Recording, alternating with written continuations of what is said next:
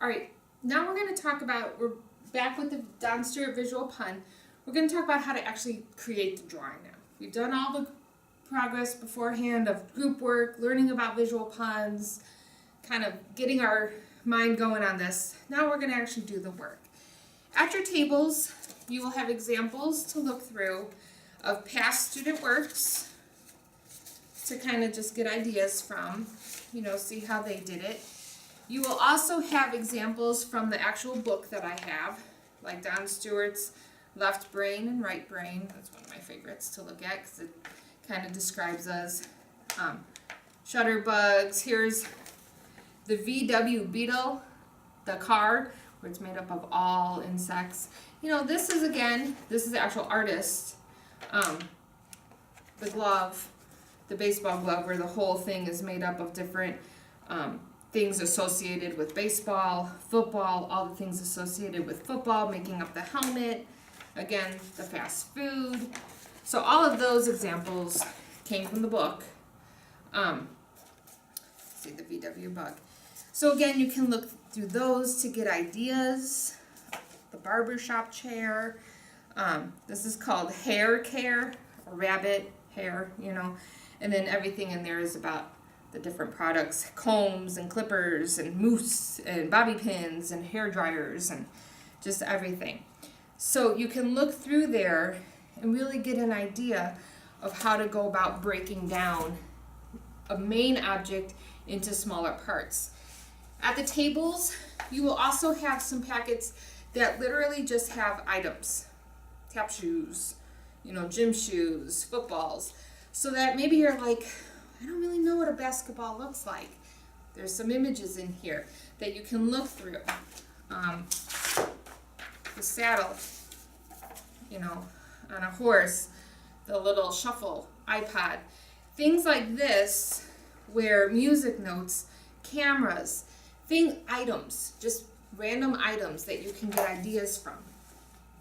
And you're going to start to break down those items. So, procedures. First one, Don Stewart article and example, we got that covered. The shading, practices and handout, we've already done it. Then what you're going to do is you're going to pick the outside object, the big idea, like our motorcycle for fast food, the big picture of what they're going to see when they step back, what the real image is going to look like her self-portrait drawing. We see a self-portrait, and then when we get close, we start to see it broken down. Then, you're going to lightly draw using pencil, just pencil, a contour line drawing of the object. So, light, okay? You don't want your pencil showing at the end of this, and you don't want to have to do a lot of erasing, so just draw it light. But your main object, which is where these handouts can come in handy. If you kind of look at it and you're like, what do ballet slippers look like? And you can do a quick sketch of them. Then it says, the original object, meaning the outer shell, this main idea, should fill up the paper. Okay, so it should really take up majority of the actual paper that you're going to be using. Then you have to plan at least 7, and you do have to do at least 7 objects you are going to draw inside the big idea. So items that you're taking out and replacing with something else, at least 7 of them. The inside objects can be both literal and symbolic. So it can be both, like if you were going to do like the fast food, maybe it would be literal, like showing the oil that the car needs to drive, or something like that, or symbolic, like the banana, for the hubcap, or the wheel cover. Plan the arrangement of the objects to make sure that they are used most effectively to fill up the space. So I'm going to show you mine. This is an example I did. You guys know I have my Starbucks water every day. So I did my Starbucks cup because obviously that's me. And I broke it down into things, art related things and things relating to me. So our little, the little emblem here I did my little emblem here. And I did like a wave to represent one of the trips I went on with my husband. There's my wedding ring and there's his, to represent when we went to Maui. So that's just in the circle. Because he's a major part of my life. The other major part of my life fills up everything else, which is art. So I removed the straw. Here's a calligraphy pen. Here's a pencil. Here's the eraser. Okay, so my whole one straw here is now made up of 3 different items. There.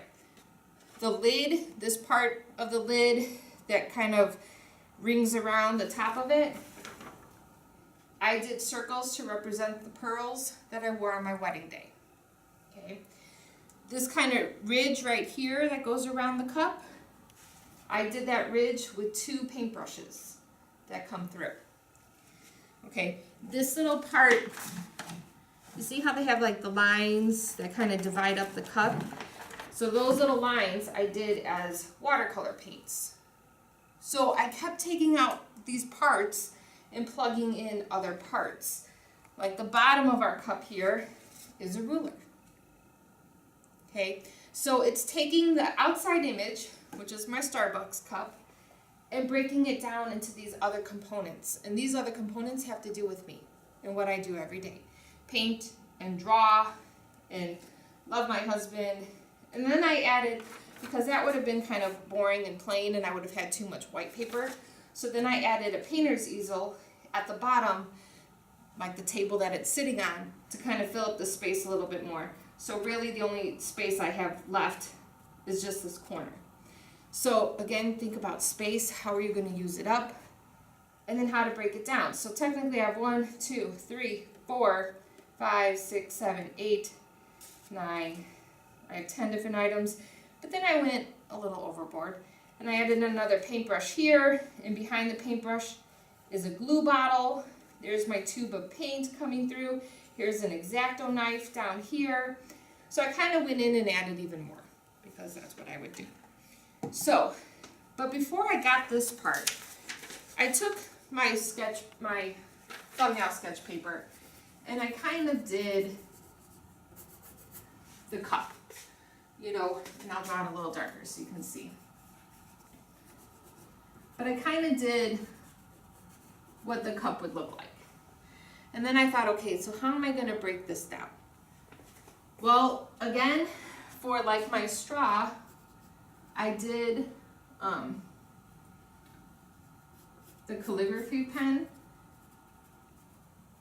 So I kind of thought about, you know, objects that would represent something long and kind of skinny. So like the pencil that I did, you know, and then, so I had those 2 things, but I still had a little bit of space. So I'm like, oh, I'll just, you know, add in an eraser in there. So I kind of used my thumbnail sketch paper to kind of come up with these different ideas of what can I plug in. There's a lot. If you need more, use scrap paper. If there's more of these, grab more of these. But start coming up with your ideas. Then you can start kind of planning out. Okay, so then here's my calligraphy pen. Here's my pencil. Here's my eraser. You know, and that's inside the cup. So then you can start planning out what's it going to look like, where's it going to fit in, okay? So you got to come up with at least 7 objects that you are replacing other objects with. 1 straw, I got 3 objects out of. You know, so you don't have to come up with 7 different objects of the actual object. It can be 1 object made up of 3 different other things. So keep that in mind. Again, plan the arrangement of what they're going to be in the final drawing. So where is it going to be placed within the actual object? How are you going to get, where did I put it? The end of the moon, they did the Christmas tree. You know, it might not look as well if they had done like a basketball. You know, they wanted that kind of point to come up for the moon. So what object from the book could they use that kind of came up to a point? The Christmas tree. So you're going to have to start thinking about, where do these objects go within my big image now? Remember that they should look 3D when you're done. So you have to add value to them, hatching, cross-hatching, stippling. Make sure you go back, every pencil line that you've made needs to become a pen. So no pencil lines are shown at the end. All pencil lines are gone by the time you're done.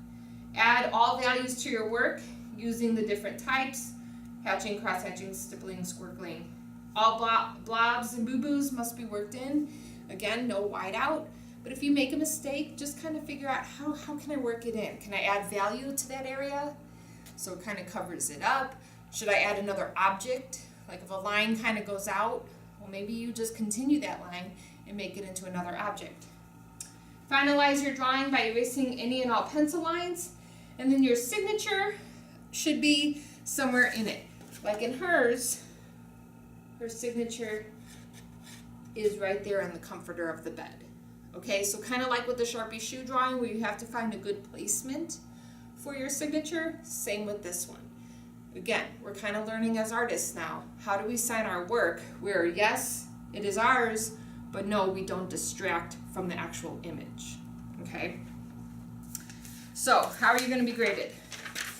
Oh, by the way, here's some examples, again, of past student works. The top one is the pieces of me I talked about. The next one is the sweet tooth. This one was all stories. Cinderella, the Alice in Wonderland, the Sleeping Beauty. So they were all like Disney stories made up. She loved Disney stories, so that's the heart. And then it's all the glass slipper, Cinderella, everything. And then over here, he did eye candy, which all the eyelashes are candy canes, but they're manipulated so they look like lashes. They don't go straight up and down. He kind of moved it. The top part of the eye is a Twizzler. The bottom part, he did like the taffy, the long ropes of taffy.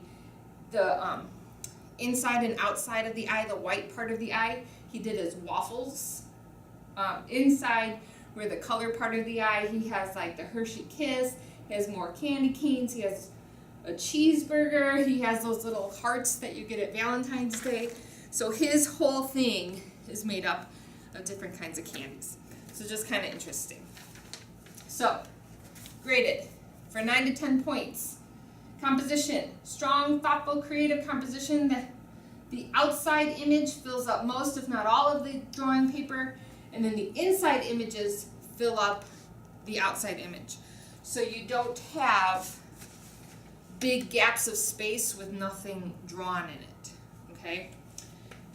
For 9 to 10 points, the big idea, the outside image. The outside image can be viewed as one complete image. It is symbolic of an overall theme, like a poem, a book, a lyric. It can represent you.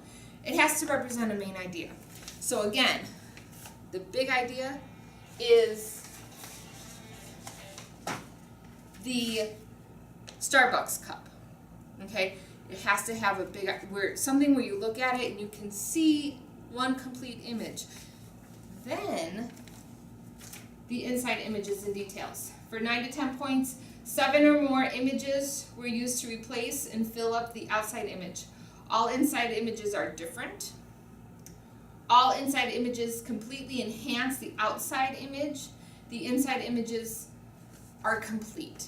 Okay, so again, you're taking parts away and adding new parts in with something that's totally different. For 9 to 10 points, it tells a story of some sort, whether it's about you, whether it's a visual pun, whether it's the song lyric that you've chosen, but it tells a story. So all the images, the outside and the inside drawings, create a complete thought, a symbolic rendition of what you're trying to tell. The outside image catches the viewer's attention. The inside images pull the viewer in to look deeper. So you want them to kind of get close to it and really see all those little things that you changed. Okay? 3-dimensional.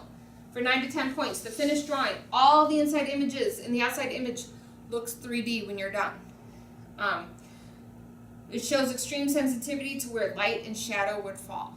So you've added those value drawings. Shading techniques, stippling, cross-hatching, squircling. For 9 to 10 points, the entire drawing shows extreme care and thoughtful use of those techniques.